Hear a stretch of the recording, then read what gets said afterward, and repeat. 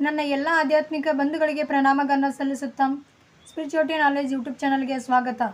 ಶ್ರೇಷ್ಠವಾದ ಮಾನವ ಜನ್ಮಕ್ಕೆ ಬಂದ ಮೇಲೆ ಮಾನವ ಜನ್ಮವನ್ನು ಸಾರ್ಥಕತೆ ಮಾಡಿಕೊಳ್ಳಲೇಬೇಕು. ಸಕಲ ಸಾಧು ಸಂತರ ಅನುಭವದ ನುಡಿಗಳನ್ನು ನಮ್ಮ ಅಂತರಂಗದಲ್ಲಿ ಸ್ಮರಿಸಿಕೊಳ್ಳಲೇಬೇಕು. ಪ್ರತಿನಿತ್ಯ ಪ್ರತಿ ಕ್ಷಣವೂ ನಾವು ಭವರೋಗದಿಂದ ಮುಕ್ತಿಯನ್ನು ಪಡಿತಕ್ಕಂಥ ಮಾರ್ಗವನ್ನು ನಾವು ತಿಳಿದುಕೊಳ್ಳಲೇಬೇಕು. ಬೈಕಿಗಳು ನೂರಾರು ಸಾವಿರಾರು ಅನಾಯಾಸವಾಗಿ ಕೆಲವು ಕೈಗೂಡುತ್ತವೆ, ಇನ್ನು ಕೆಲವು ಪ್ರಯತ್ನದಿಂದ ಈಡೇರುತ್ತವೆ. ಆಗ ತುಂಬ ಸಂತೋಷವಾಗುತ್ತದೆ. ಆದರೆ ಬಹಳಷ್ಟು ಆಸೆಗಳಾಗಿ ಉಳಿಯುತ್ತವೆ.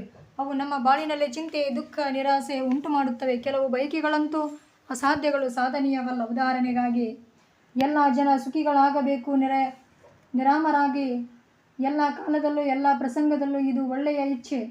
ಆದರೆ ನಿಜ ಹಾಗಾಗುವುದು ಎಂದಾದರೂ ಸಾಧ್ಯವೇ? ಋಷಿ ಬಯಸಿದ ಸರ್ವೇ ಜನ ಸುಖಿನೋ ಭವಂತೋ. ಎಂಥ ಬಯಕೆ ಇದು! ಎಲ್ಲೋ ಬೆಟ್ಟದ ಪ್ರದೇಶದಲ್ಲಿ ಗಂಗೆಯ ಪ್ರಶಾಂತ ಸ್ಥಳದಲ್ಲಿ ಕುಳಿತು ಆ ಸತ್ಯದರ್ಶಿ ಇಚ್ಛಿಸಿದ ಯಾರಿಗೂ ದುಃಖವಾಗಬಾರದು, ಎಲ್ಲರ ಬದುಕು ಸಾರ್ಥಕವಾಗಬೇಕು. ಹೀಗೆ ಹೃದಯಾರೆ ಪ್ರಾರ್ಥಿಸಿದ, ದಿನವೂ ಇಚ್ಛಿಸಿದ. ಆದರೆ ಜಗತ್ತಿನಲ್ಲಿ ಎಲ್ಲ ಜೀವಿಗಳು ಕಷ್ಟ ಮುಕ್ತರಾಗಿದ್ದಾರೆಯೇ? ಇಲ್ಲ, ಇನ್ನು ದುಃಖವಿದೆ, ಮುಂದೆಯೂ ಇರುವುದು. ಆದರೆ ಋಷಿಯತ್ತ ಗಮನ ಹರಿಸದೆ ಎಲ್ಲರಿಗೂ ಹಿತವನ್ನಿಚ್ಛಿಸಿದ, ತನ್ನ ವಿಶ್ವ ಸದ್ಭಾವನೆಯನ್ನು ವ್ಯಕ್ತಪಡಿಸಿದ. ಅದು ಮುಖ್ಯ.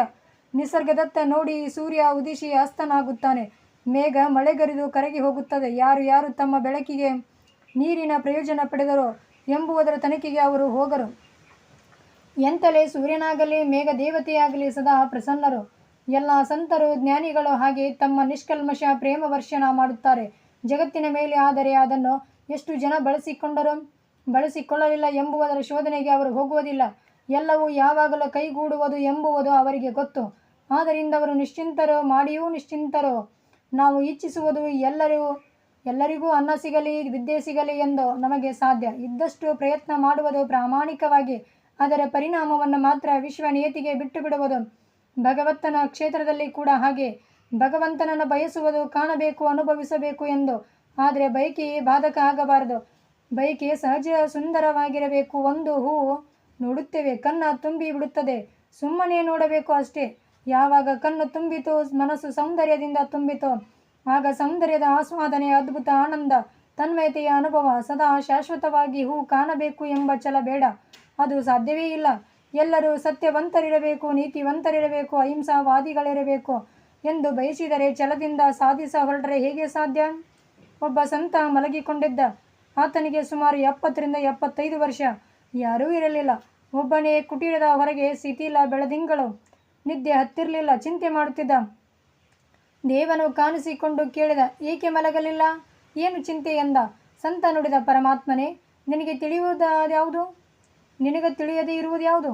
ನನ್ನ ಮನಸ್ಸು ನೊಂದಿದೆ. ಜಗತ್ತಿನಲ್ಲಿ ಕೋಟ್ಯಾಂತರ ಜನ ಬಡವರು, ಲಕ್ಷಾಂತರ ಜನ ವ್ಯಸನಶೀಲರು, ಸುಶಿಕ್ಷಿತ ಶ್ರೀವಂತರೆನ್ನುವರು ಅಪ್ರಾಮಾಣಿಕರು ಅನ್ಯಾಯದಿಂದ ಅರ್ಥ ಸಂಚಯನಕ್ಕೆ ತೊಡಗಿದ್ದಾರೆ. ಎಲ್ಲೆಡೆ ಅಪರಾಧಗಳು ನಡೆದಿವೆ. ಇದನ್ನೆಲ್ಲ ಗಮನಿಸಿ ಮನಸ್ಸು ನೊಂದಿದೆ. ಯಾವಾಗ ಇದೆಲ್ಲ ಸುಧಾರಿಸಿತು? ಯಾವಾಗ ಎಲ್ಲರೂ ಸುಖಿಗಳು, ಸುಶೀಲರು ಆದರು ಎಂಬ ಚಿಂತೆ ವ್ಯಾಪಿಸಿದೆ ನನ್ನನ್ನು. ಹೀಗಿರುವಾಗ ನಿದ್ದೆ ಹೇಗೆ ಬಂದಿತು? ಆಗ ದೇವ ನುಡಿದ, ಅದನ್ನೇಕೆ ತಲೆಗೆ ಹಾಕಿಕೊಂಡೆ? ಜಗತ್ತನ್ನು ರೂಪಿಸುವ ನಾನು. ಅದು ಹೇಗಿರಬೇಕು, ಯಾವಾಗ, ಯಾವ ರೀತಿ ಅದನ್ನು ಸುಂದರಗೊಳಿಸಬೇಕು ನನಗೆ ಗೊತ್ತಿದೆ. ಸಂತನೇ, ನೀನು ಮಾಡಬೇಕಾದ ಮಹತ್ಕಾರ್ಯವೆಂದರೆ ಈಗ ಮಲಗು.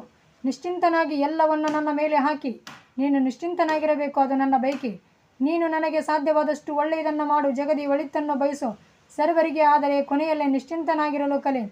ನಮ್ಮ ಕಲ್ಪನೆಯಂತೆ ಈ ಜಗತ್ತೆಲ್ಲ ಆಗಬೇಕು ಎಂಬ ಕನಸು ನಮಗೆ. ಅದು ಹೇಗೆ ಸಾಧ್ಯ ಹೇಳಿ?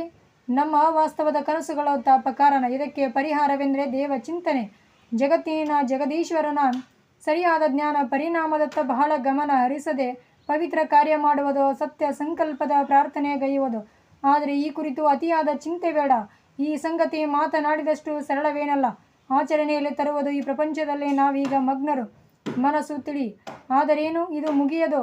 ಹೊರಗೆ ಹೋಗುವಾಗ ನಮ್ಮ ಮನಸ್ಸು ಕಾಲ್ಮರಿ ಕಾಣದಿದ್ದರೆ ತಕ್ಷಣ ತಾಪವಾಗುತ್ತದೆ. ನನಗೂ ಅಷ್ಟೇ, ನಿಮಗೂ ಅಷ್ಟೇ. ಹಾಗೆ ತಾಪವಾಗಲೇಬಾರದೆಂದಿಲ್ಲ. ಅದು ಆ ಕ್ಷಣ ಮಾತ್ರವಿರಬೇಕು, ಸರ್ವಕಾಲಿಕವಾಗಬಾರದು ಅಷ್ಟೇ. ಗಾಳಿ ಬಿಟ್ಟಾಗ ಎಲ್ಲೆಯ ಅಲುಗಿ ಬಂದಂತೆ, ಕಲ್ಲು ತೂರಿದಾಗ ತೆರೆ ಆಡುತ್ತದೆ, ಬಳಿಕ ಶಾಂತಿ. ಹಾಗೆ ನಾವಿರುವಾಗಲೂ ಕಲಿಯದಿದ್ದರೆ ಬದುಕು ಹಾಳಾಗುತ್ತದೆ. ಚಿಂತೆ ನಮ್ಮನ್ನು ನಾಶ ಮಾಡಬಾರದು. ದೇವರು ಈ ವಿಶ್ವದ ಸುಂದರ ವಿಶ್ವ ಕೊಟ್ಟಿದ್ದಾನೆ. ನಾವು ಸಂತೋಷದಿಂದ ನೋಡಬೇಕು, ಕೇಳಬೇಕು, ಮಾಡಬೇಕು, ಅನುಭವಿಸಬೇಕು. ಚಿಂತೆ ಏಕೆ ನಮಗೆ? ಪರಬ್ರಹ್ಮವಾದ ಸತ್ಯ ವಸ್ತುವಿನ ಸಾಕ್ಷಾತ್ಕಾರ ಮಾಡಿಕೊಳ್ಳೋದು ಅಂತಕ್ಕಂಥ ಪರತತ್ವಿನ ಬಗ್ಗೆ ಚಿಂತನೆ ನಮಗಿರಬೇಕು. ಶ್ರೋತ್ರಿಯ ಬ್ರಹ್ಮನಿಷ್ಠ ಗುರುವಿನ ಸಾನ್ನಿಧ್ಯದಲ್ಲಿ ಪರಮ ಜ್ಞಾನವನ್ನು ಪಡಿತಕ್ಕಂಥ ಗುರುವಿನ ಕರುಣೆಗಾಗಿ ನಾವು ಹಂಬಲಿಸಬೇಕು.